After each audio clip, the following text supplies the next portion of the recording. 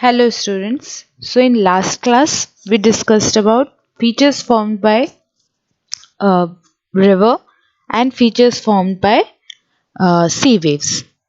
And today we are going to discuss about features formed by ice and features formed by wind. Work of a moving ice. Snowfields. Snowfield is an accumulation of permanent snow and ice typically found above the snow line and normally in mountainous and glacial terrains. River of snow and ice is known as glaciers. A glacier is a large mass of ice like a frozen river and moving slowly over some land surface or down a valley. It can modify and remove the existing landforms. The work of moving ice, the work of glacier can modify and remove the existing landforms. It can make changes on the landforms. U-shaped valley.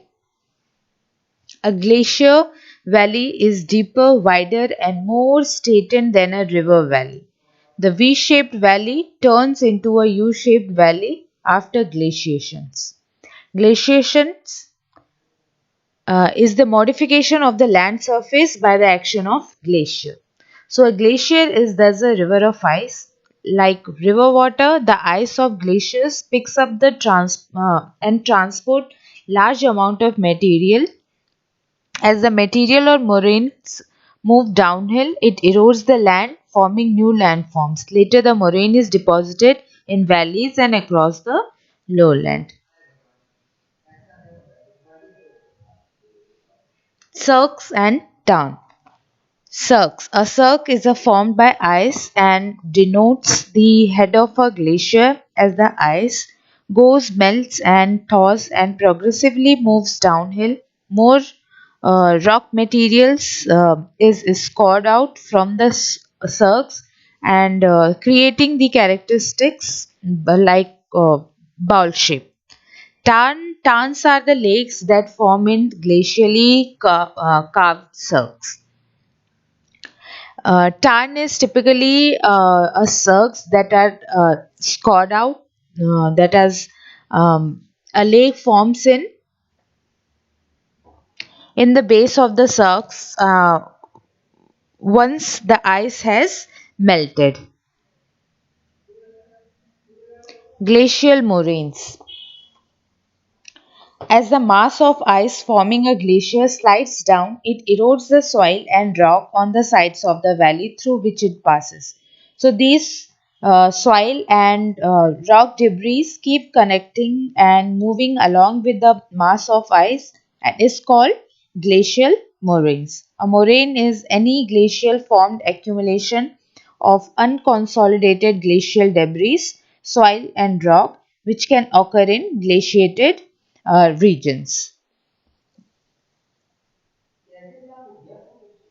Now we'll see work of wind of landforms made by wind by the action of wind. So the most effective agent of erosion is, in desert is wind. Wind is responsible for erosion in desert. When it blows across the land, it picks up tiny particles of loose sands and these sand particles strike forcibly against rock in case of strong winds or storm.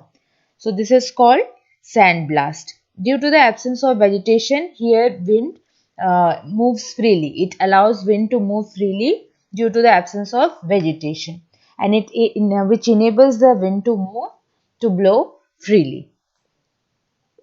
Mushroom rocks. A constant wind action shapes the outer surface, creating different landforms in desert. So, such as mushroom rocks, it is also known as pedestal rocks.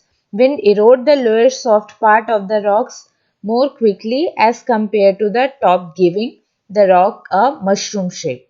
When sand is deposited at a place, it is called as sand dunes. Loess, when sand of very fine grain and lightweight gets blown and subsequently gets deposited over a large area, it is called loess. Frequently, the resulting loess deposits are several meters thick, and such areas are found in certain regions of China. Sand dunes. So, sand is formed by continuous erosion of rock surface affected by fast blowing winds. So, these sands get transported by wind, and wherever the wind loses velocity, the sand gets deposited and forms a hillock of sand called a dune. So, dunes are subject to different forms and sizes based on their interaction with the wind.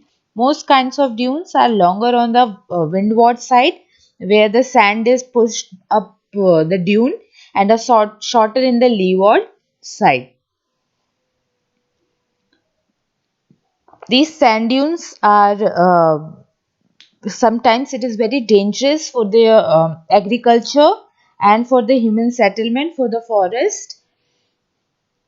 But in desert, wind is the most powerful agent of erosion. So, in today's video, in this chapter, we studied various forms of changes the earth undergoes due to differing causes. Remember, these changes do not happen over days but mostly take many years to be noticeable. So, the process is continuous and it never endings. So, in this chapter, we discussed work of a river wind, work of a moving ice, work of wind, and work of sea waves. And we have also seen that various landforms are changes it undergoes, which it due to the differing causes. And these changes, it won't happen within 1 day or 2 days or over a days, but mostly take many years to complete the process, and the process is continuous and never ending. So thank you, students.